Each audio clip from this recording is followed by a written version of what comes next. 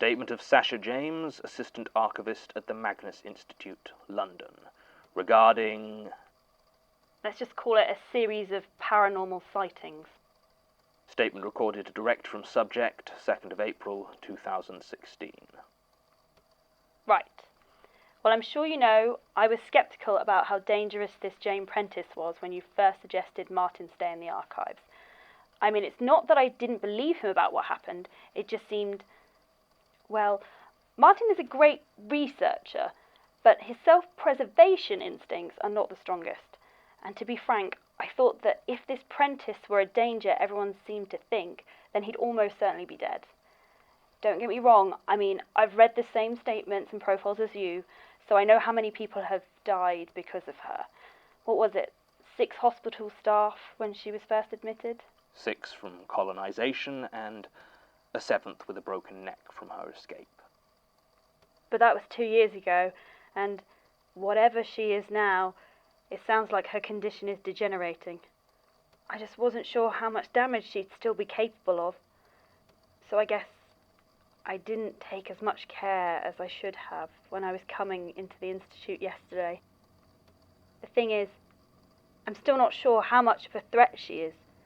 I've seen plenty of those silver worm things squirming about outside, same as you, and I made a point to step on them every time. What happened just made things more complicated, I guess. I'm not really sure what to think. I'll start with the first thing I noticed. I live up near Finsbury Park, and my building is old, Victorian I think, and though it's been repaired and maintained quite well, it's got all sorts of strange little quirks. One of these is the windows. The actual windows in the flats are fine, but the stairwell, they have slightly warped glass, where the windows have those little bubbles.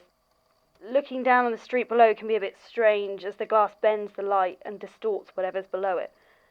I never really paid much attention to it until a few days ago, but it's not a new thing. It was the day before yesterday when I first saw it. When I'm heading down the stairs in the morning, I sometimes like to spend a few seconds looking out of the window at the people on the street below. I'll move my head so that I see them through the warped glass, and they'll distort like a funhouse mirror. It's a bit daft, but I have a pretty dreary commute down to Victoria, so I take my fun where I can get it. Well, on that morning, I paused before the window and noticed one of the warped figures below was off, slightly. It looked too tall. The limbs and body were very thin and almost wavy, like they didn't have any structure or bones in them. I couldn't make out a face, but it was the hands that were most bizarre. They seemed to be stretched and inflated by the distorted light until they were almost the size of the rest of the torso. Their fingers were long and stiff and seemed to end in sharp points. It stood completely motionless, and I could feel it staring at me. Moving my head to the side, I saw that the actual person I had been looking at was a large man with long blonde hair. He was neither stood still nor facing me, instead moving around the display of the flower shop opposite my building. Nothing about the guy seemed especially out of place, but I made a mental note to keep a lookout for him. I checked again through the bubble of the bended glass, and again I saw that tall figure with its limp arms and huge hands. Now, you know me, John. I'm not exactly the bravest person in the world. I generally avoid horror, and I tend to stay off roller coasters in the rare situation I have a chance to ride them. So I was surprised as anyone that this undeniably sinister figure wasn't causing me more distress. I mean, I was a bit nervous, sure. I've never had any direct experience with the supernatural before, and the more I looked and checked and double-checked, the more sure I was that supernatural was exactly what it was. To be honest, I was surprised how quickly I accepted that. I've always considered myself a bit of a skeptic, and until recently I'd have said working at the Institute only made me more so. Anyway, I watched it for about 10 minutes, until the blonde man brought a small bunch of lilies and walked away. Once he was gone, the distorted figure with the long hands disappeared as well. I headed down into the street and over to the flower shop. The woman working there gave me a bit of a confused look when I asked if there had just been a tall blonde man in her shop. She said yes, there had, and no, she hadn't noticed anything strange. And was I looking to buy some flowers? I was quite confused myself, and on a bit of an edge when I left. I was already late for work though, so I decided to ignore it and just keep an eye out. Sure enough, it wasn't too long before I saw him again. There's a small cafe I generally pop into when I head to work in the morning. I love the Institute's building, of course, it's beautiful, but from a money point of view, I really wish it wasn't in Chelsea. Everything round here is so expensive. I generally walk down from Victoria Station. It's a long walk, but quite pretty, and it gives me a chance to pick up a coffee on the way. As I said, I was running late that morning, so I was a bit conflicted about whether to get one, but as I looked in the window, I saw a familiar figure at one of the corner tables. Again, the blonde guy wasn't looking in my direction, nor did he seem to give any indication that he was aware of my existence. He was there, though, and I was on the verge of walking in and confronting him when I noticed the time and decided getting to work was more important. Besides, what's that old saying? Once is happenstance, twice is coincidence, 3 times is enemy action. I decided that if he turned up a 3rd time, then I would ask him something. I don't really know what I was planning to ask him. Are you secretly a monster? Probably would have been a great opener. When I got here, I realised I needn't have worried so much about the time. You were having some argument with Tim about, who's that architect he's obsessed with? Robert Smirk. Yeah, that's the one. So I was starting to regret not getting a coffee and talking to tall, blonde and monster, since it didn't seem like I'd have missed much. I got on with my work, did some filing, cross-checked a few statements with police incident reports. I mean, I guess I don't need to tell you what a day working the archives entails. It was a quiet day, aside from when Martin thought he saw one of those silver worms and we spent half an hour checking for it. Yes, I remember. Come on, it's not his fault he's being stalked by some weird living hive. I know. But it would have to have been Martin, wouldn't it? I mean, anything goes wrong around here, it always seems to happen to him. Anyway, we're getting off topic. Why didn't you report this? Seriously? If a member of the public came in, you would have torn that statement to shreds. No, I figured I'd get more evidence, or it wasn't worth mentioning. Nothing else had happened until I left work. It must have been about 6:30, so the sun was just about starting to go down, and I headed back up towards Victoria. The first thing I noticed out of the ordinary was that the cafe was still open. Normally they shut up about 6 o'clock, but the lights were on and the door was open.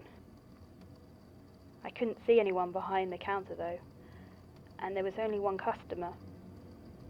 He sat there in the exact same position he'd been in that morning, drinking what could easily have been the exact same coffee. I looked around to see if there was anyone else who could confirm what I was seeing. The street was empty, but as I looked, a car drove past.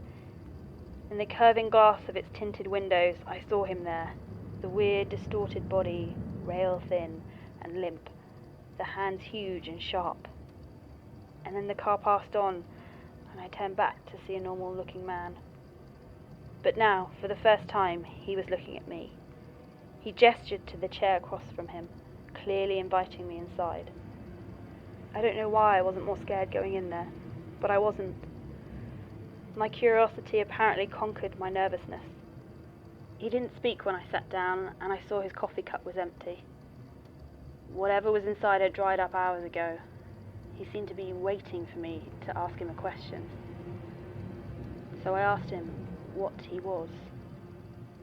He laughed at this, the first sound I'd heard him make, and it sounded unnatural, like he was laughing very quietly, but someone had turned up the volume so I could hear it.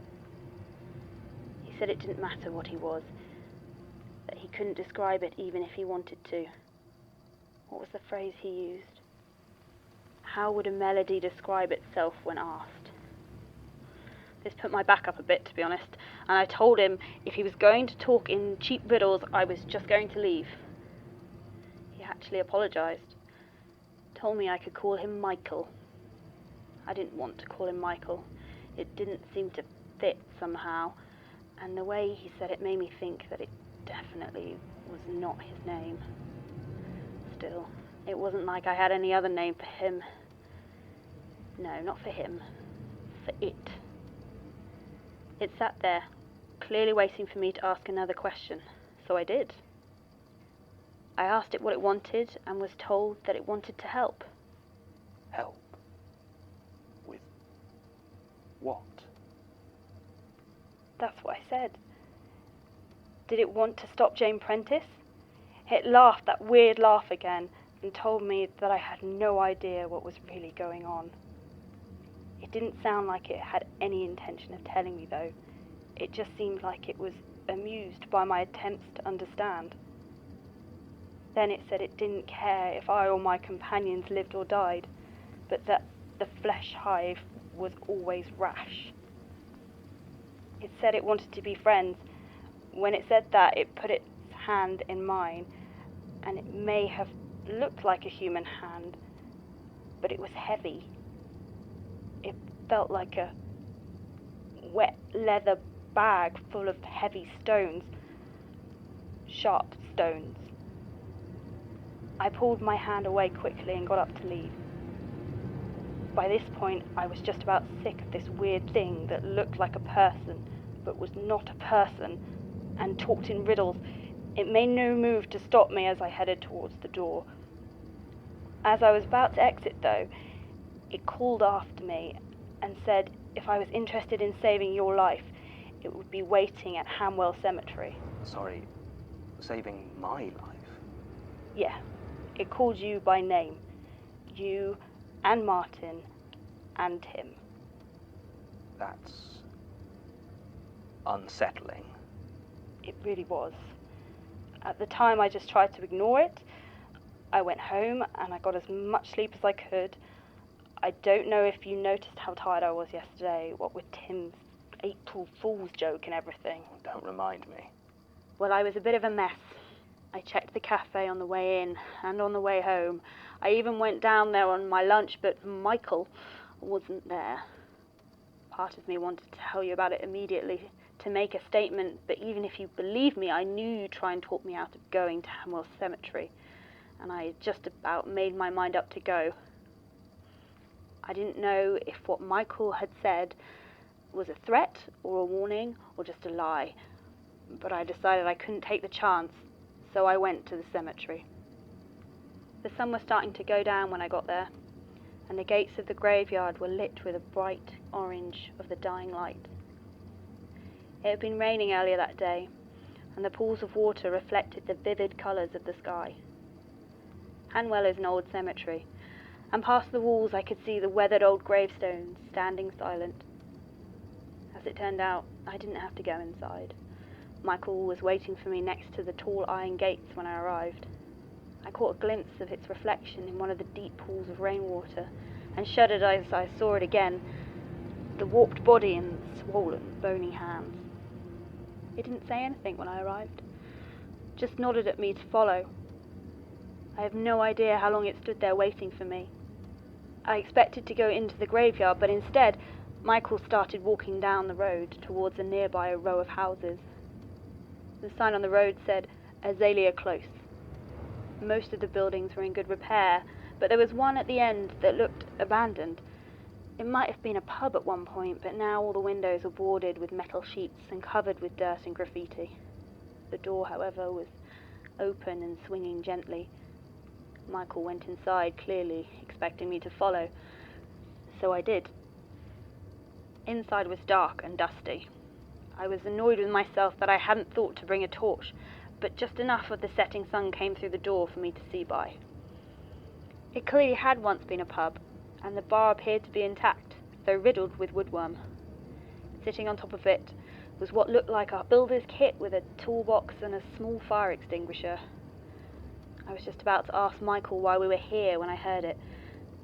A low, wet groan coming from the far end of the room, where the light didn't reach. It sounded like someone in a great deal of pain. I walked towards the noise. As I got closer, my eyes began to adjust, and I saw the floor was covered in pale, writhing shapes. I had to listen to Martin's statement after he recorded it, so I knew what to expect. But hearing about something doesn't even come close to seeing it, to smelling it. I expected to see what Martin described, a squirming mass that was once Jane Prentice, but the figure slumped against the wall looked like it was once a man. The worms wriggled in and out through the holes in his skin. The flesh hive, Michael had called it, and the silver things formed clustered knots where his eyes used to be. I couldn't help it. I gasped. It wasn't a loud sound, and given how sick the whole situation made me feel, I think I actually was quite composed. It was loud enough, though. The head snapped around to face me, dislodging a small cascade of twisting shapes. The mouth opened as he tried to scream, but that wasn't what came out of his mouth. The worms also seemed to have taken notice and began to move towards me at an alarming speed. I backed away, but slipped on a piece of loose wood and fell into the bar. I glanced desperately at Michael, but it just watched me, its face unreadable.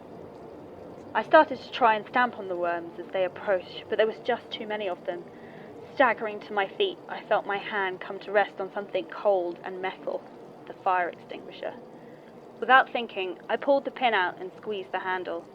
A cloud of gas shot out, and to my surprise, the silver worms began to shudder and recoil, shriveling and dying. I began to walk forward, catching every last one in the jet of gas.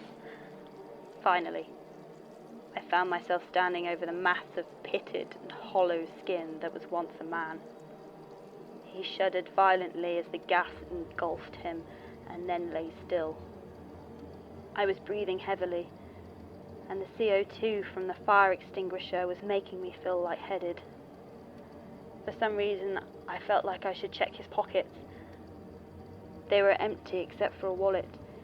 It was stained with blood and other substances, but the name on the driver's license was still readable. Timothy Hodge. As I stood there, staring at the wallet, I felt a sharp pain in my right arm. I looked up to see Michael reaching into my shoulder. Its fingers were long and distorted as they reached through my skin, cutting it like paper. I screamed. After a few seconds, it withdrew its hand. Held there was a single silver worm, wriggling pathetically in his grip. I hadn't even felt the thing burrowing into my arm. After that, it's all a bit of a blur. I remember I was going to phone the police, but Timothy Hodges' corpse was gone, and I was worried about trespassing, so I just sort of wandered away. Michael, or whatever it was, had gone as well. Eventually I found my way back to the Institute, where I must have woken up Martin, and, well, here we are. Statement ends. Obviously there is little we can really do to follow up Sasha's experience. If it was any of the others, I might have cause to doubt, but she has always been the most level-headed of the team. And if she says that this is what happened, then I believe her. This does at least explain what happened to Timothy Hodge, whose disappearance shortly after making his statement in late 2014 has been something of a concern since I discovered it. It seems odd how different the effect of Prentice's infestation was on him and Harriet Lee, but without more information I don't have a working theory on why that might have been. The thing that most disquiets me about Sasha's statement is this Michael. She seems pretty convinced that he was not human, at least not in the conventional sense. Almost every statement I've catalogued has engaged with the paranormal in some form of antagonistic relationship. The idea that there are things out there like that want to help us. For some reason, That makes me more uncomfortable than the worm-infested creature stalking the Institute. Sasha has taken a few days off to recuperate, and I'm having a word with Elias about getting some extra CO2 fire extinguishers for the archive. Recording ends.